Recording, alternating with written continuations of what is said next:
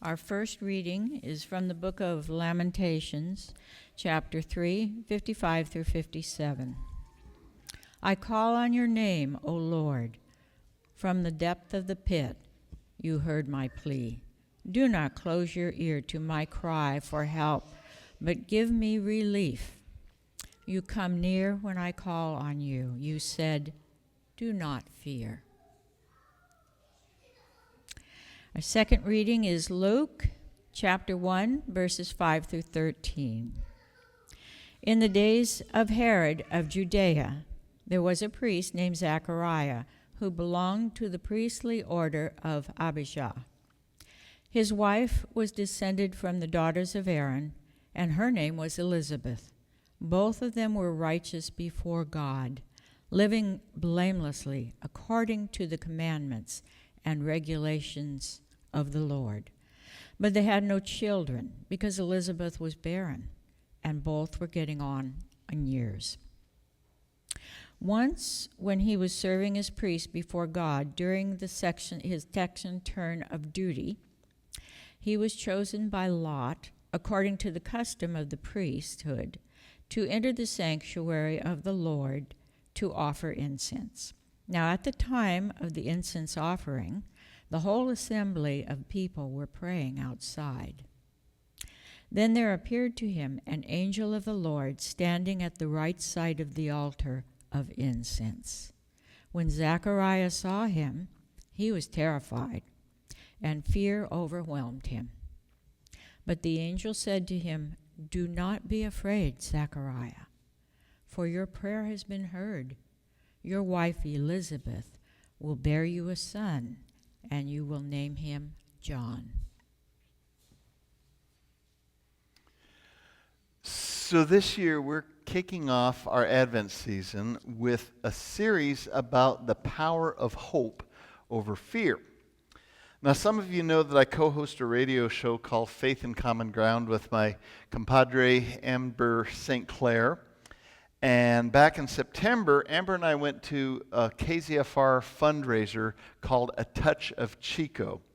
And it showcases the local massage therapists, body workers, artists. And since we like to do spontaneous interviews at community events like that, we grabbed our little handheld recorder and headed on over to Chico Creek Nature Center to see what kind of trouble we could get into. And we were trying to figure out what kind of series that we wanted to kick off, because we just finished one where we were interviewing people who had somehow, I think we called it Serving People and Planet, but we get to hear a lot of testimonials about people who are in service to people, who are in ministry. And so we were trying to figure out, what are we going to do next? So we came up with an idea from right here in First Christian Church in Chico. We asked people one simple question: what is your greatest joy and what is your biggest concern? It's the kind of question where you'd expect a wide variety of answers, right? Two things surprised us right out of the gate. Number one, hardly anyone turned us down. Now, usually when we go to a place like that, like if we go to Thursday night market or something like that, maybe 30% of the people turn us down. They decide that they don't want to be interviewed. And at this event over at Chico Nature Center, only 2 of the 20-odd people that we invited declined. Secondly, almost everyone gave us the same answer. Not verbatim, but the theme was the same. Every person said their greatest joy was family or friends, and that their greatest concern was uncertainty about the future and fear of the unknown. So, advertisement here, you can find this podcast on Spotify under Faith and Common Ground if you're interested in hearing those interviews. But, you know, we got to be honest. Human beings don't cope very well with uncertainty, do we? Even though most of life is uncertain, we just don't cope with it very well. when we can't predict what's coming, there is something inside of us, some little lizard brain switch that kicks us into high alert, and we imagine the worst case scenario. I challenge anybody to a championship contest of who can figure out the worst case scenario, because I am a black belt in finding out what the worst case scenario of something's going to be. And it shapes how we move through the world, doesn't it? So let's take a look at the scripture that Georgia read this morning. Both Matthew and Luke's gospel, and this is Luke's gospel she read from, begins, they start out Jesus' birth story with the same phrase, and it's in the days of King Herod. So for many Jewish families living in Roman-occupied Judea, these were some tough times. They were days that were filled with exactly that kind of fear and uncertainty. Last week we talked a little bit about Rome, and I joked about how the Judeans didn't really appreciate all the things that Rome brought to the table to make the quality of life better. Roads, aqueducts, sanitation. And I also mentioned that Augustus Caesar, the emperor of that time, wasn't a bad ruler. He wasn't considered a bad ruler. In fact, most historians say that he is the best of all of the Caesars. He didn't want to be called king. He saw himself as a stabilizer, as a restorer, and someone who brought order to a chaotic world. But here's the catch. Rome maintained that order by putting local strongmen in power. Client kings, some people call them puppet kings, who were expected to keep the people in line. And for Judeans, at this point in history, the problem wasn't Caesar. The problem was the puppet king, Herod the Great. King Herod was brilliant, ambitious, and utterly paranoid. He executed anyone he perceived as a threat. His wife, his mother-in-law, even 3 of his sons. Augustus Caesar, this is what he had to say about Herod. He said, "It is better to be one of Herod's pigs than his sons."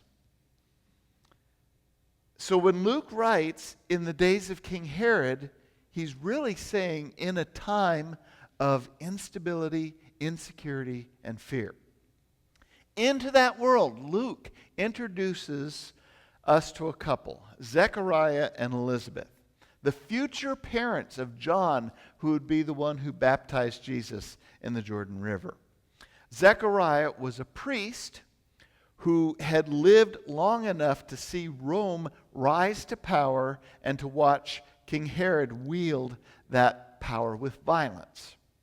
And he and his wife Elizabeth carried another burden. They had longed for a child, but they were unable to conceive. Now, in a culture where childlessness was seen as divine judgment, it wasn't just grief, it was public shame.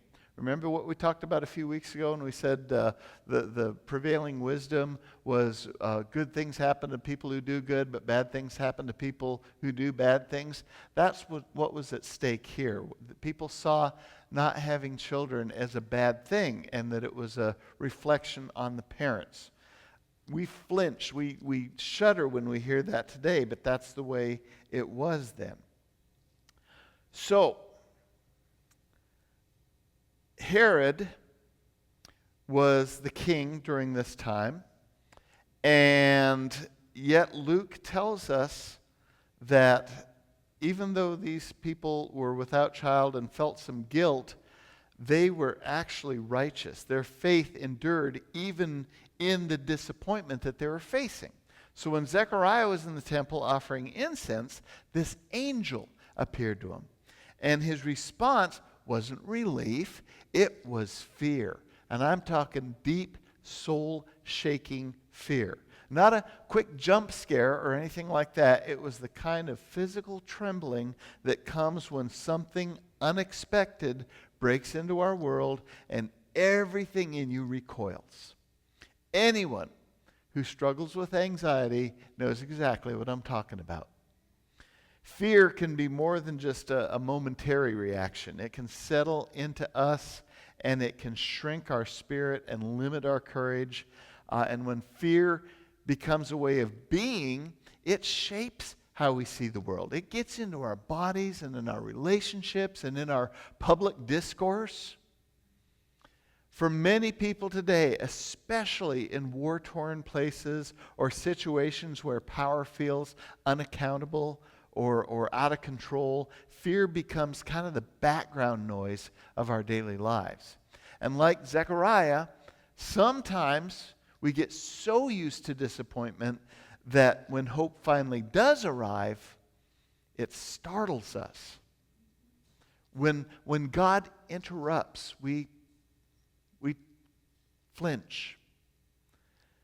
So when the angel says, "Do not be afraid, Zechariah, for your prayer has been heard," it isn't a dismissal of his fear. It's kind of a reorientation. Your fear is real, but it is not the whole story. God has been listening. God steps into silence, the ache, the longing, into the very place where fear takes root. And God's response doesn't begin with this miracle of an upcoming baby. It begins with recognition. Your prayer has been heard. God's attention has never wavered.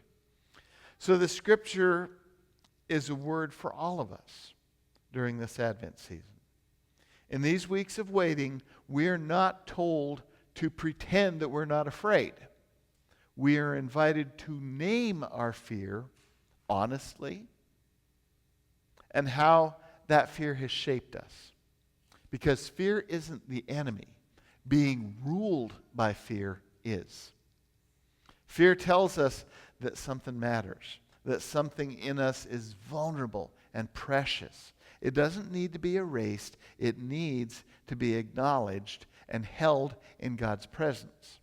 And because of its advent, of course, I'm going to give you some questions to think about. Because it's Advent. You know, this happens every year. Here are the questions that I want you to be thinking about. Number one, what are you and we afraid to hope for? What are we afraid to hope for? Sit with that one for a sec.